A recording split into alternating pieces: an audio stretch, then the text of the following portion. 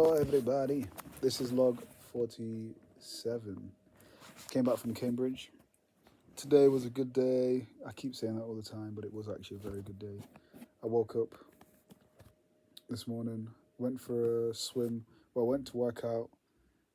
I got told by an uncle to, because I was telling him that I want to get into running, and he was telling me that he used to be a runner back in the day, and his advice was to, when you go to the gym, go on the bikes, and then you do some leg exercises beside that as well, and you keep going on the bike because it's good for your cardio.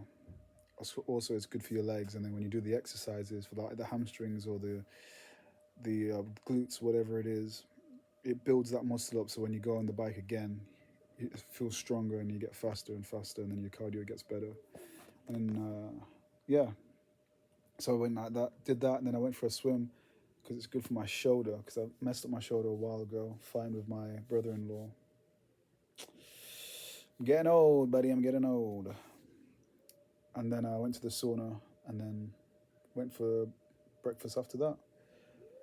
I feel like breakfast in hotels, they're never that good. They're never that good. It's kind of always the same thing. And because I work away in different cities around England, I'm always in a hotel. So I'm kind of just getting the same breakfast every single time. No matter if it's Premier Inn Travel Lodge to the fancy Nova Hotel or Village Hotel, some shit like that, whatever it's called. And like the higher you go up, it's just like it feels like it's always the same. Of course, if you go to like the Ritz or like these big ones or like the Sophia Hotel, that's the one in Marseille. It's different types of breakfast, but I feel like it's all kind of the same. And I'm like, give me some food. I don't want the same scrambled dirty eggs, mate.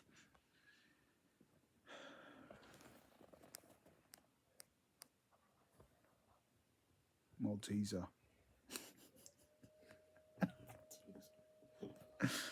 And yeah, and then we went out and we went to a mosque, an eco mosque, the first eco mosque in Europe actually, in Cambridge. Beautiful. It's absolutely stunning. Like I can't even explain it. I could not explain it. It had so many different artists that helped to build the ecosystem for it, and there's like the way that the structure is of the inside. It's like Medina's mosque because it's marble and it goes up and it looks like a tree. They've got that, but they've actually used pine tree, and it's just stunning. Like the way that it's all organized, and how it's eco, and how it all works out perfectly fine. It's incredible. It's absolutely incredible, and they had so many artists and designers and architects to come in and help.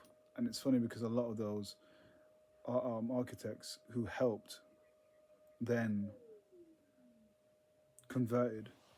There was even he was telling us one of the architects for the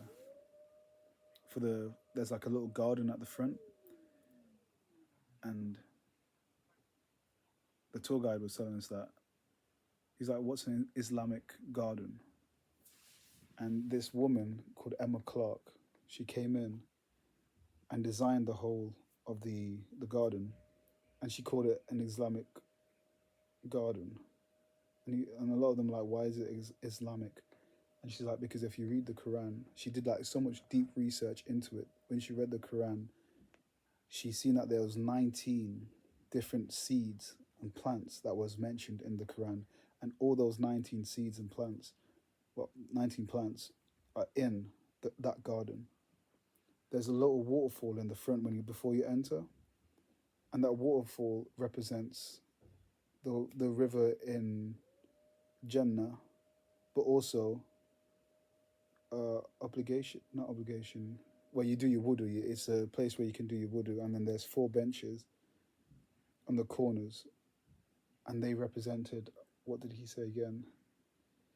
It was something to do with the Quran as well, but it was just like the way he was telling us. It was like this woman who was not a Muslim did so much research to design this garden, and made it an Islamic garden. And you could tell that there was difference between just a normal garden and how many gardens she's done for so many other people. And like this made it really Pacific because she did the deep research into that. So if I'm trying to just remember it all. And then we went to, oh yeah, she also then converted a few months later because I think what she learned from that and the peace and what he was telling me, this is what I love about it, is that that mosque, it doesn't matter what faith you are, it doesn't matter what race you are. You can be an atheist, you can, anyone is invited to come in and sit down. You can come in and sit down. He said he used to watch a lot of white people who are who are not religious, or might be Christians or even Jewish, will sit back and they would watch, and they just sit there and watch. That's all they do. Just sit there and watch when their prayers are going, when salah is going on. And he said anyone's invited to come in to learn. I'll just sit there, just to feel that peace, and that's what the whole thing is about. It's like a community. It's meant to feel like that. It's meant to invite anyone in. It's not meant to be like, oh, no one else is allowed, blah blah blah blah blah. It's like you invite anyone who wants to come in. You let them know what Islam is all about, and if you don't force anything upon them, you just let them go in their own way. And it was really nice, and like the little kids were like running around, and it was just like it felt really peaceful and nice. And then we went in the center of Cambridge, but we had to rush because I was stressing about the car. That's my problem sometimes. I need to stop stressing about certain things and not allow that to ruin the mood for everyone else and ruin my mood. Because I was kept stressing about the car because my phone wasn't working, the internet wasn't working, and I was trying to do the car park, and then we were walking around, and I was taking videos and photos, but I was just like the grumpy one, trying to on my phone, like just literally losing myself, like I was about to smash my phone. And then we went back to the car, and then we drove home, and then we were driving home, and I had to apologize to her parents just because I was like I was quite moody and I didn't need to be moody. And then something happened in the car which you don't need to know, and then we got home and we sorted that thing out, and now I'm at work. It's been like an eventful day, let's say that, and I send prayers to my beautiful family. You know who you are. I love you. That's it. I've got to go work. What's the time? We're going to get a call in about a minute. Yeah, I've got a minute until I get a call. So peace.